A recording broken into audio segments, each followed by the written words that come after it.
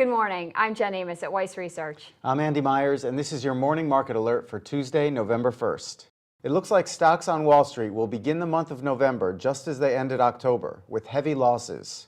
And overall, global investor sentiment seems to be turning negative. Last week's agreement by European leaders to recapitalize banks, boost the firepower of the Eurozone bailout fund, and write down 50% of the value of Greek government debt helped push the Dow Industrials to their third largest monthly gain in history last month. But now that deal may be in jeopardy after Greece called for a public referendum on its latest bailout plan. The move is a response to growing anger among Greek citizens over further austerity measures and a deepening recession. The government expects to win the referendum, but if it doesn't, Greece would either have to restructure its debt even more aggressively or even pull out of the Eurozone entirely. The call for a referendum in Greece is creating an atmosphere of uncertainty in the markets, and that's weighing on equity markets around the world, especially in Europe. In Athens, the benchmark ASE Composite Index is tumbling more than 6%, while the Eurozone's largest economy, Germany, sees its DAX index fall nearly 5%. The move is also having a dramatic impact on the region's shared currency. The euro is now dropping back below $1.37 against the greenback.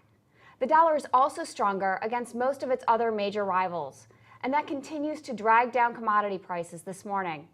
Gold is dropping all the way back near $1,700 an ounce, while crude oil is sliding by more than $2 a barrel, now trading below the $91 mark.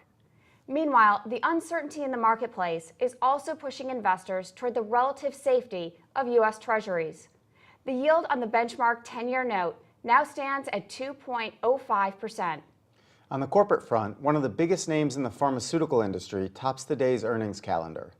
Pfizer said its third quarter net income more than quadrupled on a 7.5% increase in revenue.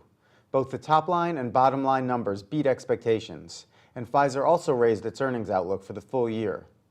Investors are also waiting on results from the agricultural giant Archer-Daniels-Midland, and we'll bring you those numbers after the opening bell.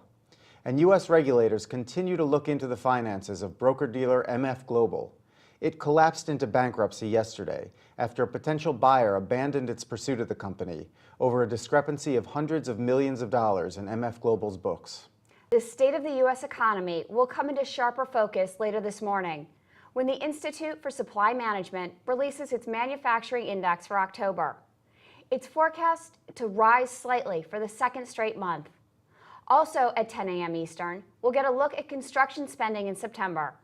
Meanwhile, the Federal Reserve is beginning its two-day policy meeting in Washington.